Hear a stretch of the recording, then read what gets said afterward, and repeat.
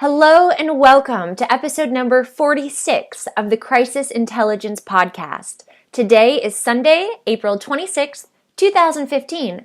I'm Melissa Agnes, and this podcast is brought to you by Agnes Day. Let's talk crisis intelligence.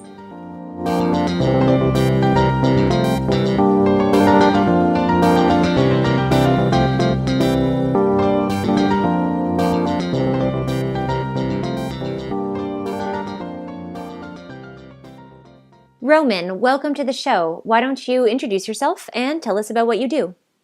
Hey, thank you, Melissa. Happy to be here. My name is Roman, and I'm a digital strategist. I've been doing it for 15 years in the context of marketing communications. Currently based in London. The accent is Russian-American, as I was born in New York to Russian parents. Up until recently, I was a senior digital strategist at Weber Shandwick, which is a global PR agency.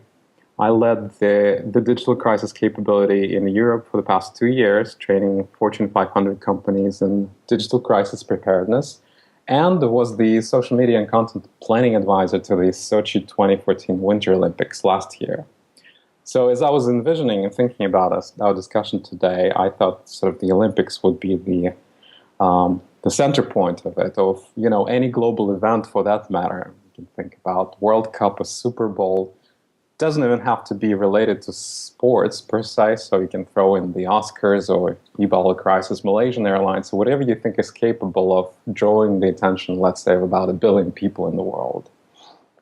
And the reason I thought that was relevant, which you can look at it differently, is I think since we live in a world where the population and information are growing exponentially, those kind of events on that scale and of that magnitude, they're sort of precursors of what's to come in the future. Might be a crazy thought, but let's see. Certainly not a crazy thought, and thank you for that great introduction. You just made my life so simple.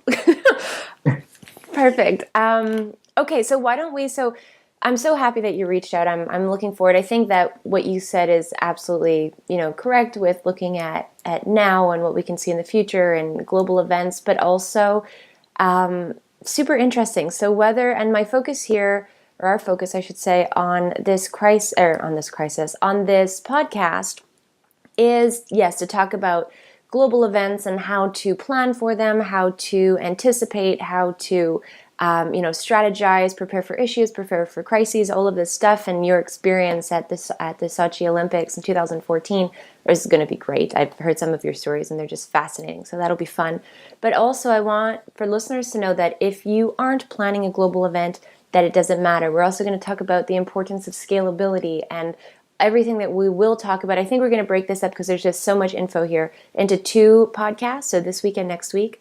And everything that we're going to talk about is really going to, you can scale it down, and we'll talk about that as well, to work for you, as well as things like newsjacking, which we're going to talk about as well. So for global events, which can be very beneficial to your organization in marketing, but as well as for crisis preparedness and things like that.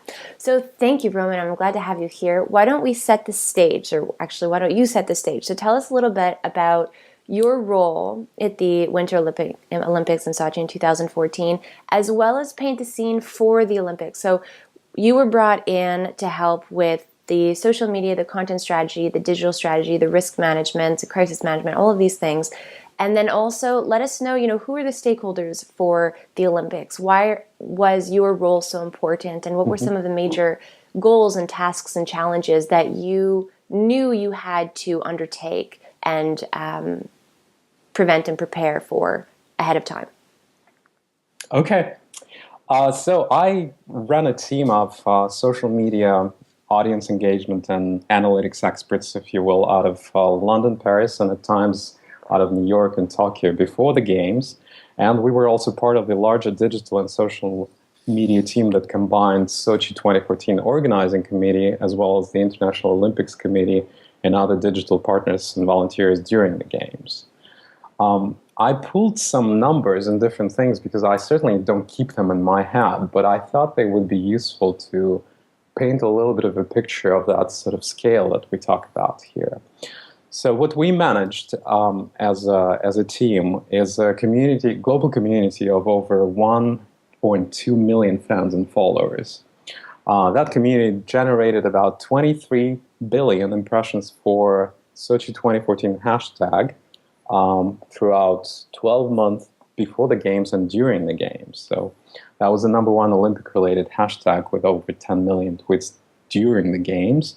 And it inspired probably about an average of 2.8 thousand interactions for every social media post during the games. So think about anything that comes out on Facebook or on Twitter. So immediately it had this virality attached to it. So that put a lot of pressure on us in terms of what we need to put out there, and put a lot of pressure in terms of overall accountability.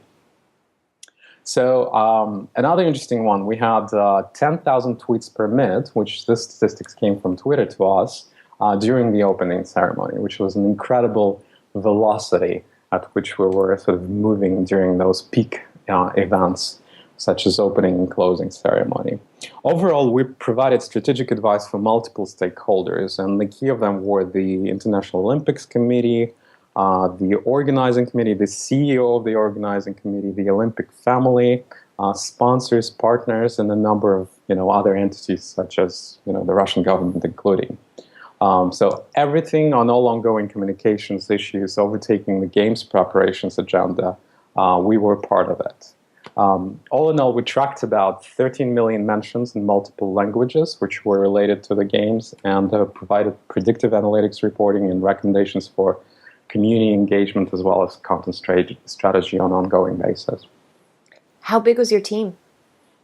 So the team changed in time, and I think it would be good to point out or explain a little bit more what the organizing committee is. So, and I'll give you an example. So, for example, at the moment, Beijing, which hosted the Summer Olympics in 2008, they're bidding for to host the Winter Olympics in 2022, which is coming up pretty fast. About 7 years away we are from now. So in July there will be a decision on that. And if they win, immediately they will be obligated to form the Beijing 2022 Organizing Committee. It is a one-time organization that's responsible for the planning, execution, and implementation of the games. So that's the sole purpose of that organization. So in my case, it's the Sochi 2014 Winter Olympics Organizing Committee. It starts with just a few dozen of people after you win the bid, and then it grows into literally an organization of thousands of people.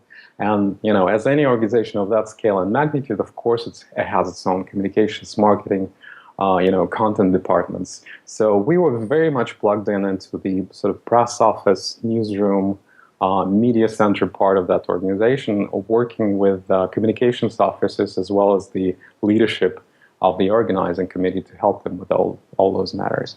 And our team, it also changed in time. So if in the beginning we were just a few people sitting in different parts of the world and doing lots of smart analytics and doing lots of content planning and community engagement, during the games, the team grew and became much larger. So I'll point one section of the team which I was primarily assigned to and responsible for. So there were 12 of us on the ground in Sochi during the games who were responsible for social media content, real-time content production, if you will. So there were the Olympics, if you remember, if some of you might remember who watched the games, they were happening kind of in two places. There was a mountain cluster and a sea cluster.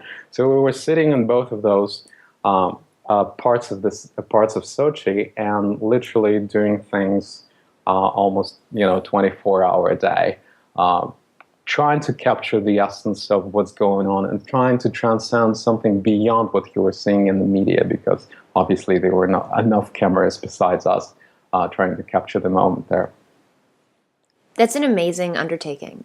I mean, just thinking about, for example, myself. So I really specialize in, crisis preparedness, management, prevention, and that's a big strong part of your specialty as well. But then thinking of, that's a huge task in itself in a global event like this. And then you also had to create content in real time as well as plan beforehand. You had to do all of these, pull all of these strings at once. Seems like a huge undertaking for, I know that you said there were thousands of people, but at 12 people being on the ground. Yeah, I would agree, but the irony of it is that you're constantly struggling with the fact that you're running out of resources and budgets. So despite millions and billions being spent on those things, the scale of this puts you kind of against the wall all the time, and you realize you have to find more effective ways of doing things. You have to find more efficient ways of doing things.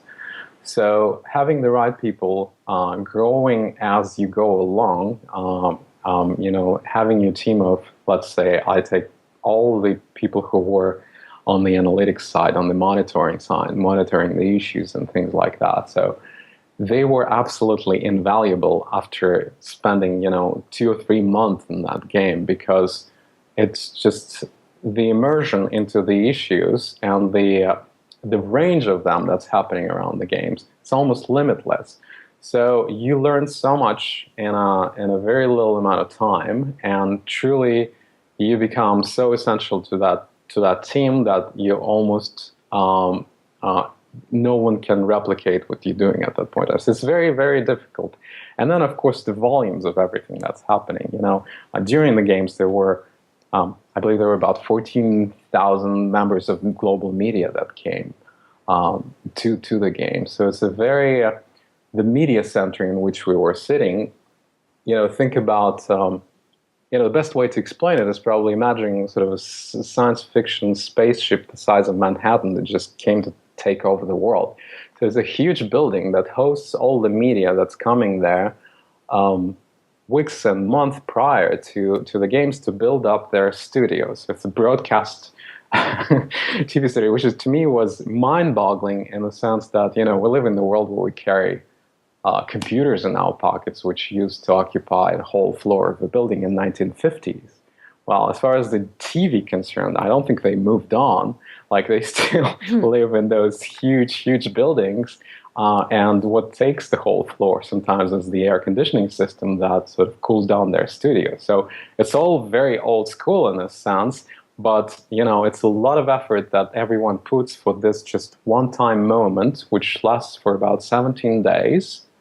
And generates an incredible amount of information, content, and news media around it, and being on the side of communicating that to the world and mitigating the issues and sort of trying to debunk all the misinformation, it is a mother of all challenges.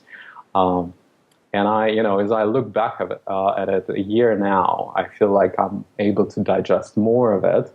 But still, I think in some ways I'm coming to grips as to what happened there.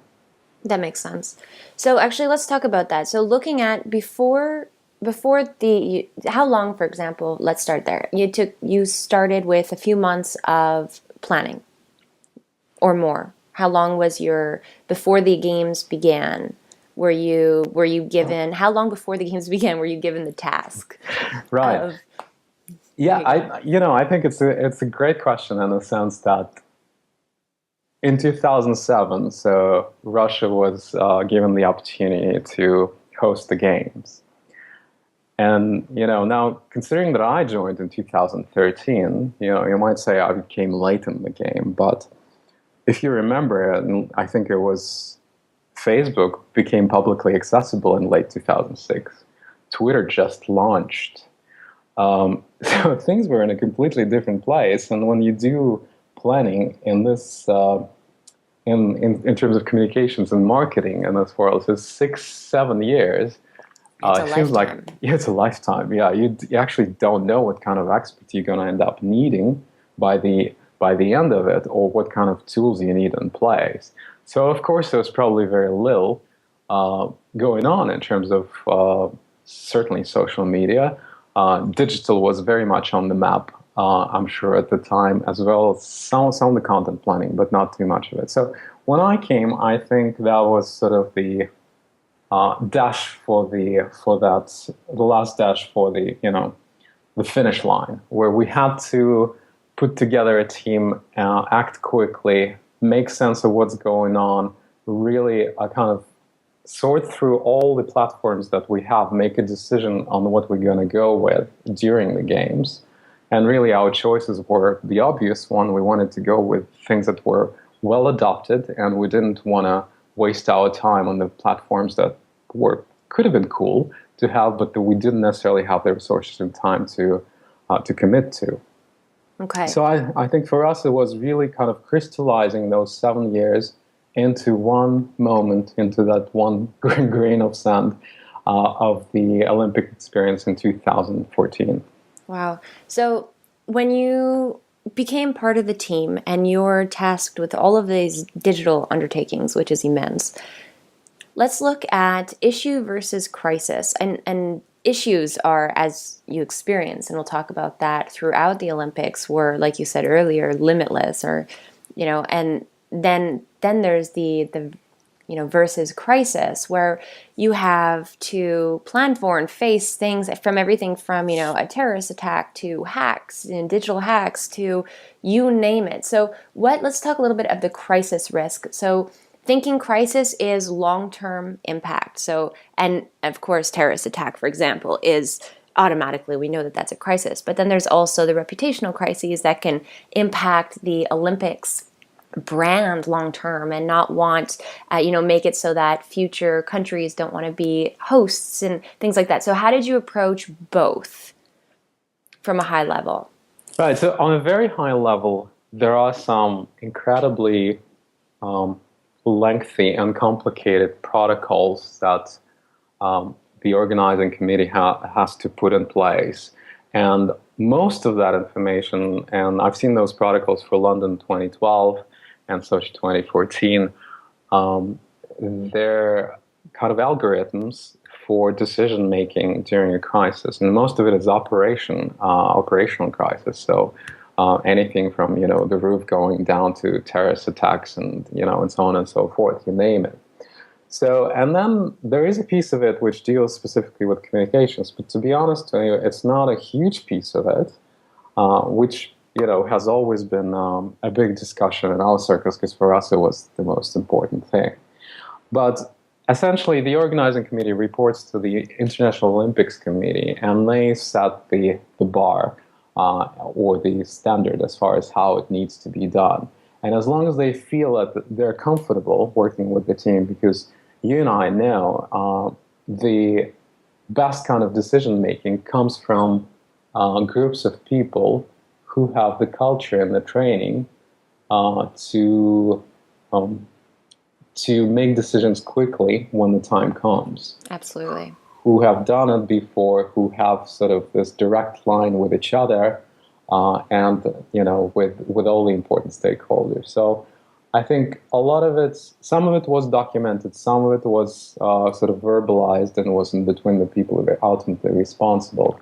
So our role was more on the reactive side, but at the same time, I think what we did really well is established a very good systematic approach towards monitoring, to really keeping our fingers on the pulse of what's being said, where it's being said across the globe, and where the overall sentiment is. So, which also provided us the opportunity to go even deeper and save our time and resources by predicting what's to come in the future. Well, this might be big words, and of course they are, but with a certain margin of error based on the previous history that you might have of people saying different things, you can establish a system by having certain qualitative measures and quantitative factors that will allow you to say whether this issue will become bigger in the next few hours or days. So, and I think that saved us a lot of time, and I think that built an incredible amount of trust within the team that was exposed to those reports as far as what we do, when we do it, and especially for our team, I think it was making ourselves indispensable to the rest of them. So that was the foundation of everything we did, because it did expand to news media as well as social media and every single sort of node out there in the world that was saying anything about the Olympics. So we did our best to do that, and we involved experts who were multilingual, sitting in different parts of the world, again, helping us track all of it. I think, some of the things, something needs to be said about the how to scope some of those things, because I think the Winter Olympics are not necessarily relevant to all of the world, even though the TV spectators were estimated at 3 billion. So it seems like half the world is watching, but it doesn't necessarily mean that they're participating. So the Winter Olympics are smaller versus the Summer Olympics, but they're still pretty big. And of course, they directly relate to the countries who send the most athletes to those games. I'm not going to name the countries, but you can imagine which ones. So you will find them in the northern hemisphere of our planet mostly, and because it all has to do with ice and snow and things like that. So we were focusing on those markets primarily because they were most invested in the games as well, and the reputation of the games was very much in the hands of their media and their fans. Okay. And so talking about the qualitative and the quantitative, data and analytics that you're tracking, and so that you can determine, for example, rumor escalation. And this is a question I'm asking it like this because this is a question I get asked often when I'm presenting, is how do we know, okay, yes, you need to have those red flags and understand, what types of rumors and disinformation is important to respond to right away, what other types, have your triage down, so what is not so necessary to respond to right away, so that, to stop it from escalating and different things. So, and this is on a mega huge scale we're talking about. So can you talk a little bit more about that data and the analytics that you were tracking and how you were using that?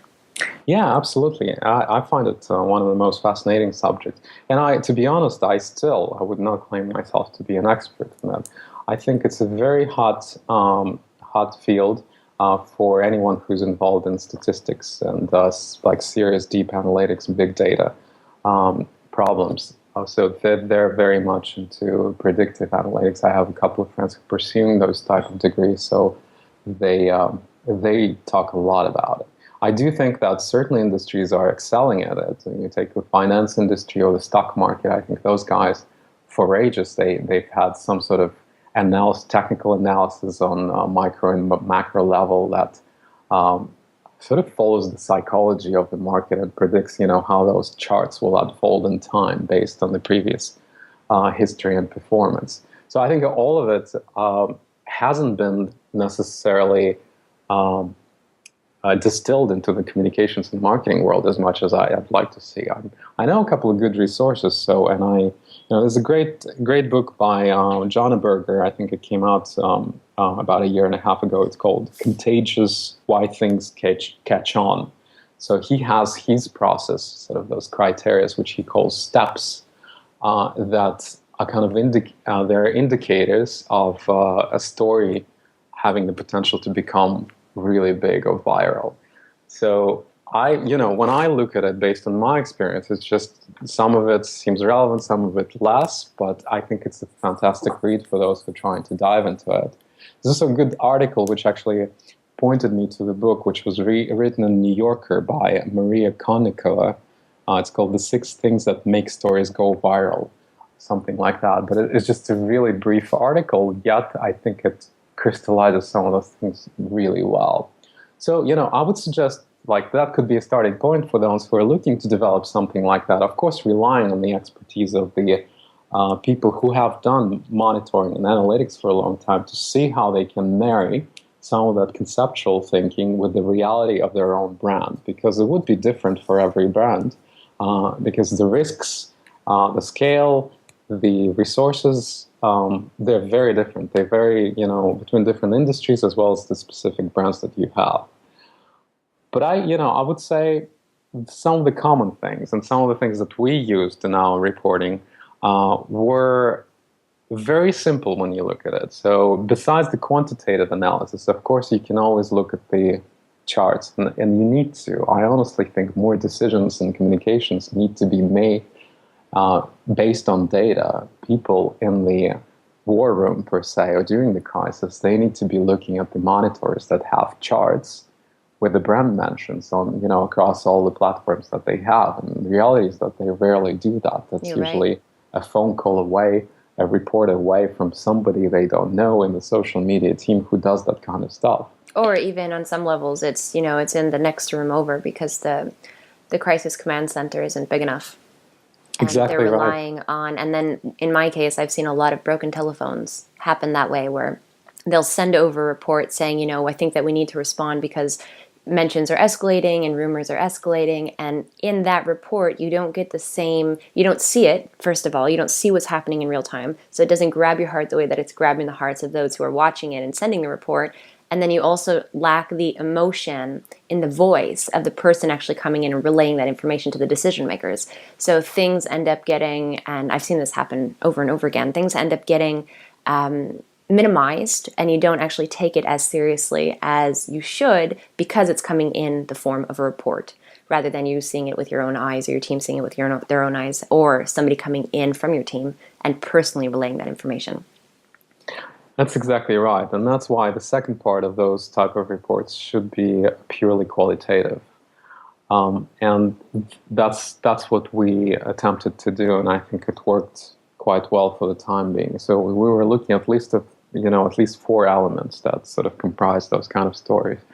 There's always a universal human element, so the emotional element, so what grabs us. And if you look at any of the big stories out there, whether it's say the horse meat story was huge in Europe, maybe not as big in America, but if you take any story, you will find that the kind of stories that pick up and take off, they would be the kind of stories that kids would share with their parents, or liberals would share with conservatives. So they just kind of cut across all social stratus and demographics. It doesn't matter; they're relevant. It could be about food in your plate, or it could be about They're relatable. yeah, very relatable. They have this instant human quality to them. And I find that's a very important element in all of them. Then we can look, at the formats, and that's an easy one to understand. But we do live in the world of multimedia, and I think you can tell, in the last 2-3 years, there is this tidal wave across all the news media organizations of becoming more visually driven, like really trying to communicate your news through all those news media and become more comfortable at it. So usually the big news are communicated, and they're not communicated in the press release format, and not just one format. They come in all shapes and formats, and I think that adds a lot to to how far they're able to get with that. It helps when you have boosters as far as the influencers, whether it's news media, celebrities. So any of those entities usually help boost the story, and it takes off truly. And anything that's sort of catchy and memorable around it that you can't forget. Whether it's pink slime again, or anything of that kind, usually got trapped in your mind, and you just keep on thinking about it. So I think, again, I don't want to impose any of those systems. I think they should evolve organically within the organization, and they can be based on the good resources that I mentioned before. But I think you have to look at the previous history of what happened to your brand, look in your industry, and see which stories kind of permeate the environment and which one really catch on. Oh, it's a good tip. Something that I usually say is that and I haven't read that book, The Contagious book, so I took a note. I definitely look forward to reading that. But when people ask, is the recipe for virality, really, not that we can ever 100% guarantee that something will go viral or not, but technically, if you look at, anything that has gone viral in the past, there's three commonalities between each piece of viral content. The last one being the least important, but still, you just mentioned pink slime, so it's still important. The first is an emotional impact. The second is relatability, which I heard you saying in different forms, throughout your response to my question.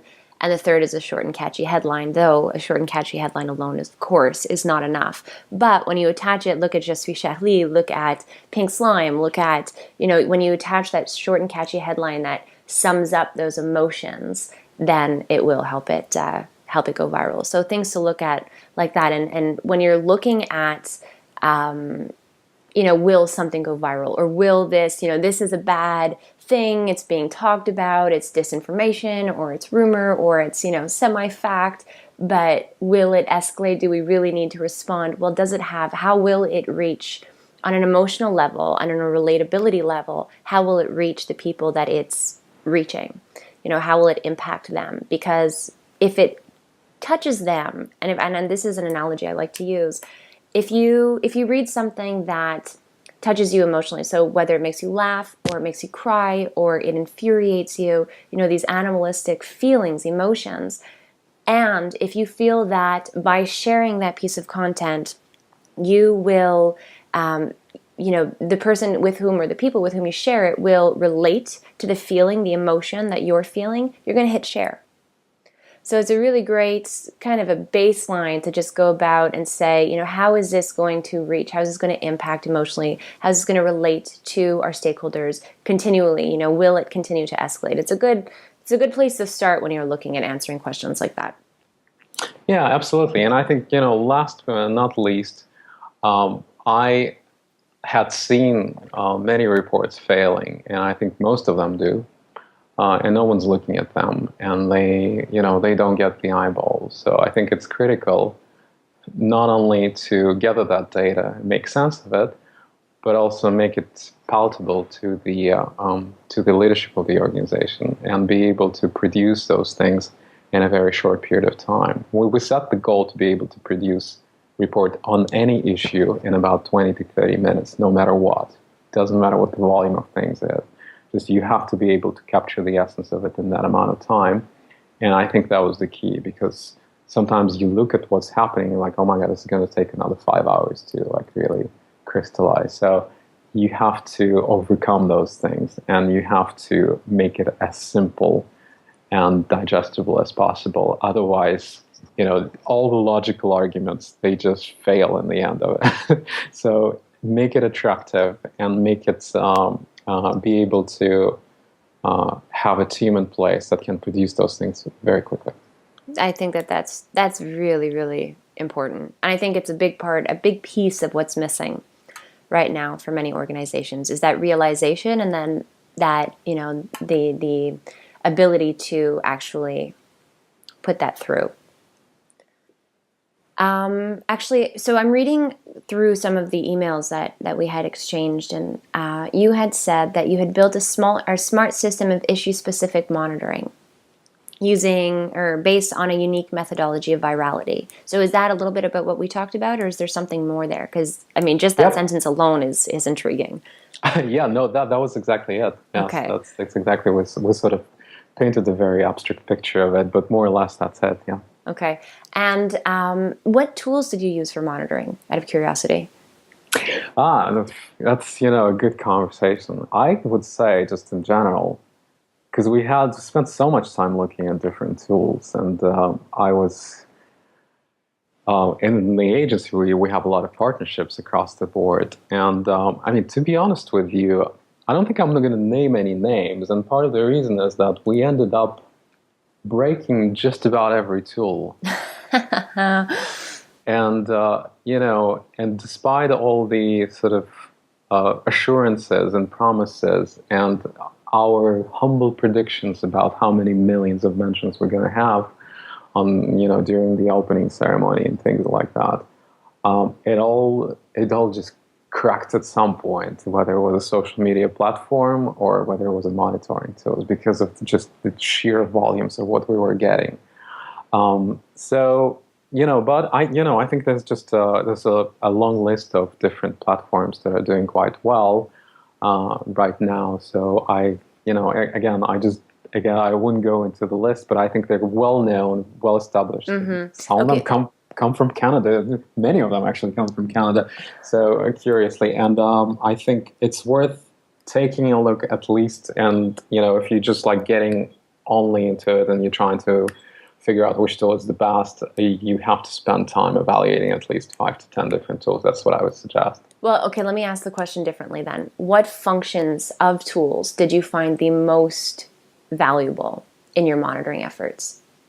So, and I don't know if you listened to the podcast that I recorded with the Red Cross that aired recently. I think that we spoke about it. So I think that you listened to it. But in it, Curtis Midkiff, he talked about the tool that they use, but also more about the functionality and, you know, the different abilities that they have in monitoring, which I found, and actually I think that people found really, really interesting. So in terms of that, did you listen to that podcast by any chance? I listened to part of that, so I'm going to be honest. Yeah, please. No, okay, so then fine. So what were the most valuable functions of monitoring tools? Or just of monitoring? Mm-hmm. I mean, it could have been, I know you're not going to say this, but you could have said a Google search.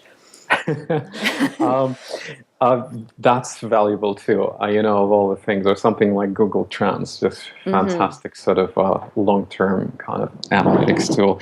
I'd say speed of all probably is the most important. So the tool has to be able to capture things quickly. Otherwise, there are different tools and they kind of work as sort of spider the web differently. So some of them you need to give them a task and then come back in an hour and they will gather all that information and kind of just give them that homework to do, and that's fine. Some of them are able to be very agile and they actually do crawl almost everything, and you kind of retrieve it out of that data that has been collected already in time. So they all sort of work on different level, and I'd hate to get too technical on this subject, but I think speed is always very critical too, because especially there's a real-time demand. Yes, exactly. So I think that's important. Second, I'd say the overall usability, just the simplicity for you to understand. User interface and yeah. Exactly. So because I think it takes time to learn those kind of things. A lot of them are built by incredibly smart software engineers, but sometimes it feels like the interface is an afterthought. And people who work with those, they're not software engineers. They're not engineers at all. They're just communications people. So for them, it takes time to learn the new software. And if it's anything more complicated than what they're dealing with on social media platforms or word processing or anything like that, it becomes a chore. It becomes something that they can't overcome, and they feel like this is not useful for me. So I had to overcome it with my team, and I had to give them trainings and everything, just because I realized, like, we made a choice, we committed to a certain tool. Now I need to educate everybody else. But looking back, I wish that tool was easier to use. So that saved a lot of time. And I think the ability of the accessibility of the team who runs the platform, so their customer service and agility, in the sense that they need to be constantly, and most of them are updating the tools and expanding it to other platforms. So, but questions like, can you look into Facebook or LinkedIn, all those sort of closed platforms, more closed than the others. So, can you get that piece of data? Can you make sense? You can get very specific with the meaning of one number I gave you. 23 billion impressions for our hashtag. That's very difficult to calculate. So, and that comes from the tool that we use. So, I think it's a terrific number to have. I can use it right now, but obviously it's a mathematical calculation that goes into it. So, you have to evaluate, look at your needs, but I would say speed, usability, and kind of cross-platform integration for what you're trying to parse and what you're monitoring. Whether it's social media, news media. Then it goes into languages, different markets. If you're a global organization, I think those are three probably most critical ones. Languages, especially for global events, is a big one. Huge, yeah. And everyone's talking about China lately, and then that's where it seems it becomes such a huge challenge. I mean, we had a challenge with Russian as well, because there's a lot of claims that are being made that they can do that, but there is a reason why. For example, countries like Russia or China, they don't have Google as the #1 search engine. They're very unique in their language and grammar and the the way people search for things. So there are very unique markets where you almost need a separate tool and a separate set of experts.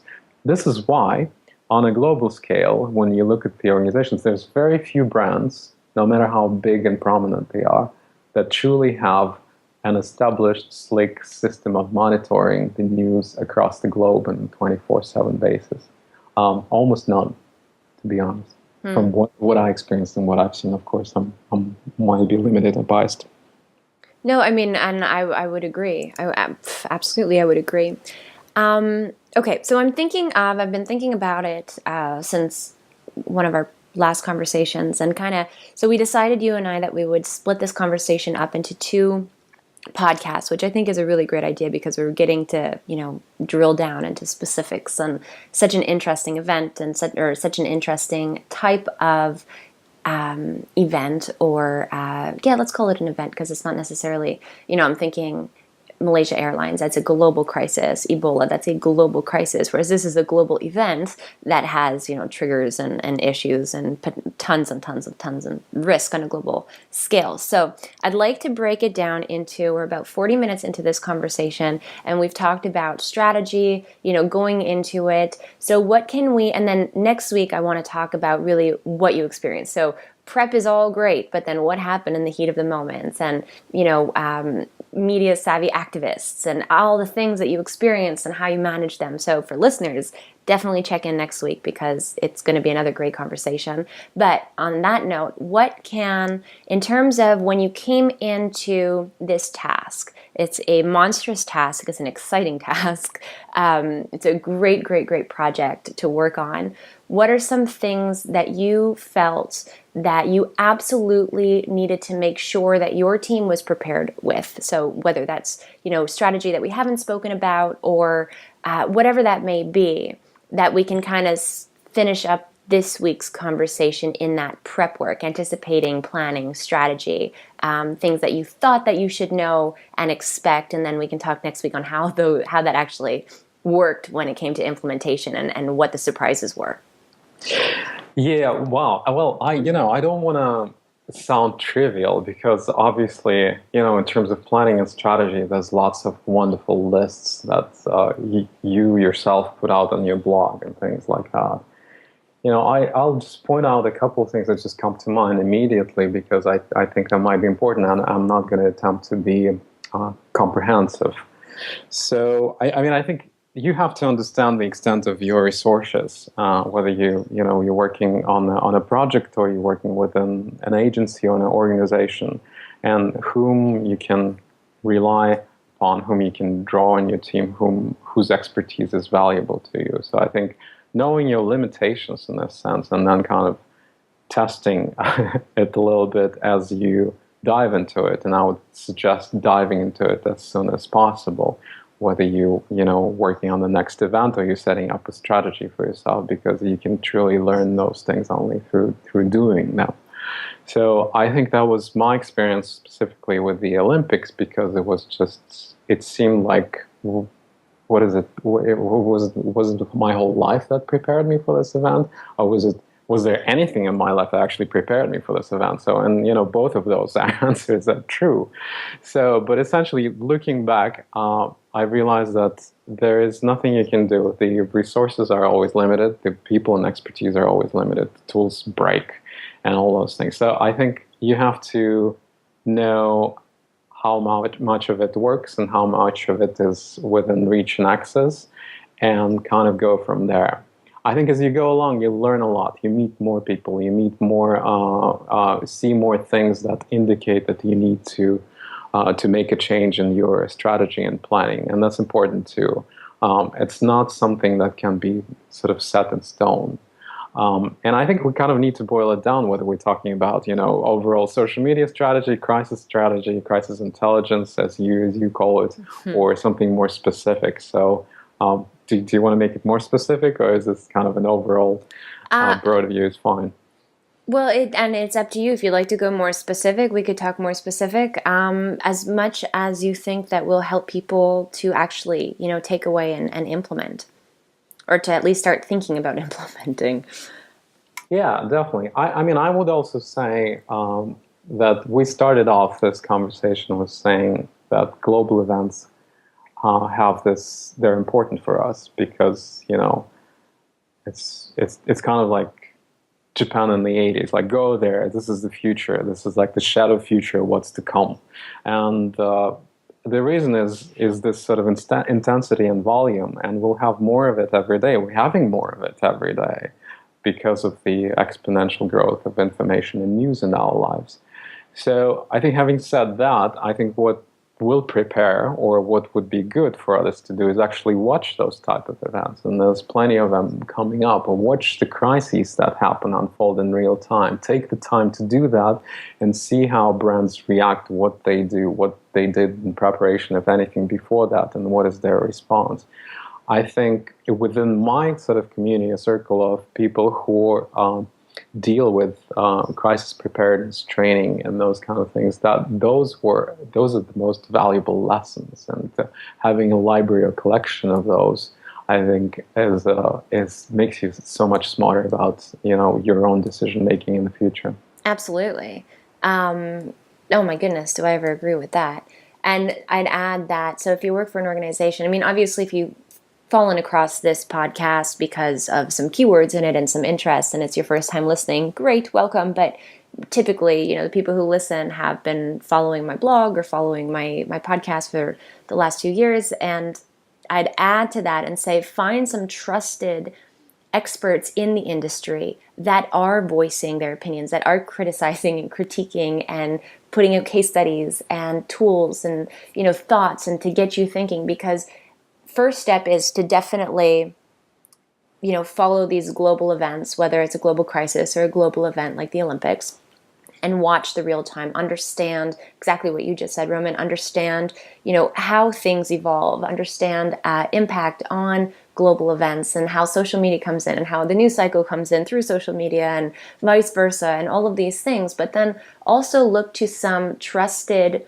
leaders in different industries that relate to you or to this, and also they will help you. If they're doing their job right, they will publish content that will help you think in from different angles, and walk in different shoes while reading different types of blog posts or whatever it may be. So you want to really especially if you're interested, or if you're interested in crisis, but if you're, if you work for some form of a global organization, or are, on, tasked with being on the committee of some kind of global event where the risk is very, very great, then you want to be looking at this from all angles prior to ever experiencing even the smallest little issue. So I think that's different advice that we don't hear all the time. So thank you for bringing that up. My pleasure. So Roman, where can people find and follow you? I think my Twitter account is the best. So it's on Twitter, Roman Holiday. So I got that a long time ago. There's no relation to Audrey Hepburn, but nonetheless. So, and you can certainly find me on LinkedIn as well, which the easiest probably would be to mention in my blog post. The one comes out because I have kind of a long last name. But Twitter works great. Excellent. And of course, your links will be linked to from the bottom of this podcast, no matter where listeners are listening to it from. So Roman, thank you so much for having this great conversation with me. And for the listeners out there, join us next week, next Sunday, for the second part of this 2-part podcast series, where Roman and I are really going to talk about what it was like on the ground, how all of these, strategies and planning worked out for them, how Roman and his team managed the global issues and risks and potential crises that, came about, and how they prioritized, and all of that fun, meat of the actual crisis and risk management and prevention in real time. So be sure to come back and tune in next Sunday for the second episode. Thank you, Roman, and we'll be back next week with even more crisis intelligence.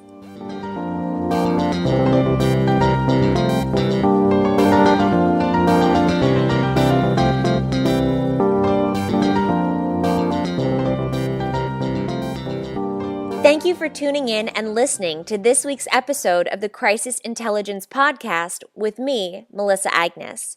I release a new episode every Sunday, so if you haven't done so already, be sure to subscribe to this Crisis Intelligence podcast on iTunes or Stitcher so you don't miss out on any future episodes.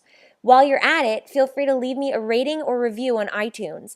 This will go such a long way in helping me get this important information to more people just like you to help benefit their crisis management and crisis communications. Additionally, if you'd like to have me come and speak at an upcoming event that you may be organizing, I'd be happy to have a conversation with you. You can email me at melissa@melissaagnes.com. Thanks so much for tuning in this week, and I look forward to talking even more crisis intelligence with you next Sunday.